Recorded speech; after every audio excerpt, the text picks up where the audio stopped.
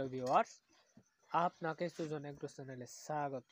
আজকের এপিসোড আনারস চাষ পদ্ধতি। যে পদ্ধতিতে আনারসের চারা রোপণ করলে আনারস মোটা ও লম্বা হয়ে উচ্চমানের ফলন হয়। আনারসের চারা নভেম্বরের শেষ থেকে শুরু করে ফেব্রুয়ারির শেষ পর্যন্ত এই 4 মাস রোপণ করলে আনারসের চারা তাড়াতাড়ি গ্রো করে, যার কারণে ফলন পরিপক্ক হয়ে ফলন ভালো হয়। তবে মার্চ ও এপ্রিল মাসেও আনারসের চারা রোপণ করা যায়, কিন্তু এই সময়ে আনারসের চারা রোপণ করলে আনারসের চারা গাছ বৃদ্ধি হওয়ার যে সময়ের প্রয়োজন তা সীমিত হওয়ায় চারা গাছ তেমন গ্রো করে না, ফলে আনারসের পর্যাপ্ত ফলন পাওয়া যায় না। ভিউয়ার্স, আনারসের চারা রোপণের পূর্বে উঁচু জায়গা বেছে নিতে হবে, যেখানে দিনের বেশিরভাগ সময় সূর্যের আলো পড়ে, কেননা আনারস সূর্যের আলো পছন্দ করে।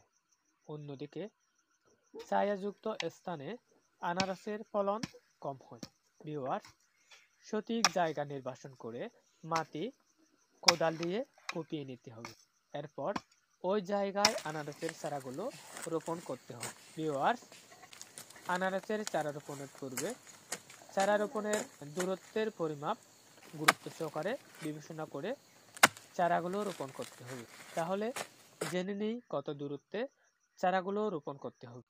এক চারা থেকে অন্য আরেকটি চারা 8 ইঞ্চি দূরত্বে রোপণ করতে হবে এবং এক সারি হতে অন্য আরেকটি সারির দূরত্ব 18 থেকে 20 ইঞ্চি দূরত্বে আনারসের চারা রোপণ করলে আনারসের ভালো ফলন পাওয়া যায়। ভিউয়ার্স, আনারসের চারা রোপণের পর বর্ষার শুরুতে আনারসের প্রতি গাছে পোষা গোবর 310 গ্রাম, ইউরিয়া 36 গ্রাম, টিএসপি 15 গ্রাম, এমওপি 35 গ্রাম, জিপসাম 15 গ্রাম প্রয়োগ করতে হবে। ভিউয়ার্স, আজকের এপিসোড এই পর্যন্ত।